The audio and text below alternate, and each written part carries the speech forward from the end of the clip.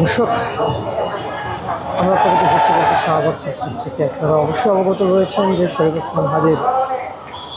হত্যাকাণ্ডের যে যারা জড়িত তাদের দ্রুত বিচারের আওতায় আনার জন্য যে তাদের সর্বাত্মিক ঢাকাসহ 8টি বিভাগে যে সর্বাত্মিক অবরোধ যে কর্মসূচি ডাক দেওয়া হয়েছে সেটির একাংশ কিন্তু এখন শাহবাগে পালিত হচ্ছে এবং শাহবাগ কিন্তু বেলা 11টার দিকেও এই কর্মসূচিটি ঘোষণা করা হলেও কিন্তু শুরু করে তারা 2টা অবধি। এবং আমরা কিন্তু দেখছি সারা দিন পেরিয়ে এখন কিন্তু সন্ধ্যার পথে, কিন্তু এখন পর্যন্ত কিন্তু আমরা দেখছি যে প্রচুর পরিমাণে এখানে যারা ইনকলাব মঞ্চের যেই নেতৃবৃন্দ রয়েছেন তাদের পাশাপাশি কিন্তু আমরা দেখেছি এই শরীফ ওসমান হাদির বিচারের দাবিকে কেন্দ্র করে কিন্তু আমরা সাধারণ যে উৎসব জনতা যে জুলাই গণঅভ্যুত্থানে যেরকম চিত্রটি আমরা দেখতে পেরেছি, ঠিক সর্বস্তরের যেই মানুষের অংশগ্রহণ আমরা দেখেছি। এবং ছাত্র জনতা প্রাইভেট ইউনিভার্সিটি থেকে শুরু করে পাবলিক ইউনিভার্সিটি এবং শিশু কিশোর থেকে শুরু করে আমরা কিন্তু বৃদ্ধ প্রবীণ যারা রয়েছেন তাদেরও অংশগ্রহণ দেখেছি। এবং আমরা এখনও কিন্তু আপনাদেরকে দেখাচ্ছি যে অলরেডি সন্ধ্যার পথে দিন গড়িয়ে কিন্তু সন্ধ্যার পথে এখনও আপনারা দেখছেন যে স্লোগানে পুরো মুখরিত হয়ে রয়েছে শাহবাগ চত্বরটি। শুধু একটাই দাবি যে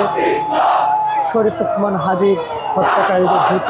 বিচারের আওতায় আনা হোক এবং ইনকলাব জিন্দাবাদ জিন্দাবাদ এমন স্লোগানে কিন্তু মুখরিত করে রেখেছে শাহবাগ চত্বরটি। এবং আমরা কিন্তু যদি একটু কাছ থেকে দেখাতে চাই যে ছোট ছোট বাচ্চাদের অংশগ্রহণ কিন্তু এখানে দৃশ্যমান দেখছেন যে এই তীব্র ঠান্ডা উপেক্ষা করে কিন্তু তারা তাদের পরিবারের সাথে কিন্তু ছোট ছোট বাচ্চারা এখানে রাস্তায় এখানে অবস্থান করছেন এবং তারা কিন্তু এই শরীফ ওসমান হাদির বিচারের দাবিতে কিন্তু এখানে অটুট রয়েছে। এবং আমরা আপনাদেরকে জুম করে দেখানোর চেষ্টা করছি যে ছোট্ট যে বাচ্চা যারা রয়েছে তারা কিন্তু এখানে অবস্থান করছে এই শরীফ ওসমান হাদির বিচারের দাবিতে।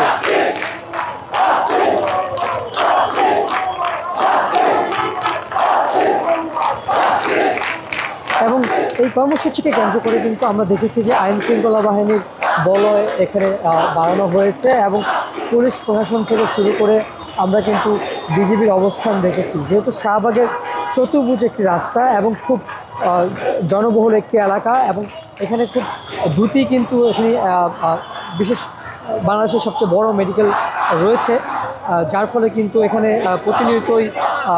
যারা চিকিৎসা সেবা নিতে আসেন বা অন্য কাজে যারা রয়েছেন তারা কিন্তু শাহবাগ এই রাস্তাটি হয়ে কিন্তু তাদের যাতায়াত করতে হয়, যার ফলে আসলে কোনো প্রকার যেন অপ্রীতিকর ঘটনা না ঘটে সেই জন্য কিন্তু আমরা আইন শৃঙ্খলা বাহিনীর কঠোর অবস্থান দেখছি। এবং আপনারা দেখছেন যে বিজিবি পুলিশ এবং তারা কিন্তু এখানে অবস্থান করে রেখেছেন এবং তাদের কিন্তু খুব বলয় কিন্তু বাড়ানো হয়েছে। প্রথমে কিছু অল্প সংখ্যক থাকলেও পরবর্তীতে কিন্তু আমরা দেখেছি যে সময়ের সাথে সাথে কিন্তু এখানে তাদের সংখ্যা বেড়েছে এবং পুরো শাহবাগ এলাকাটির চতুর্পাশে যে চতুর্ভুজ রাস্তাটি রয়েছে প্রত্যেকটি রাস্তাতে কিন্তু আমরা আইন শৃঙ্খলা বাহিনীর অবস্থান দেখতে পেয়েছি।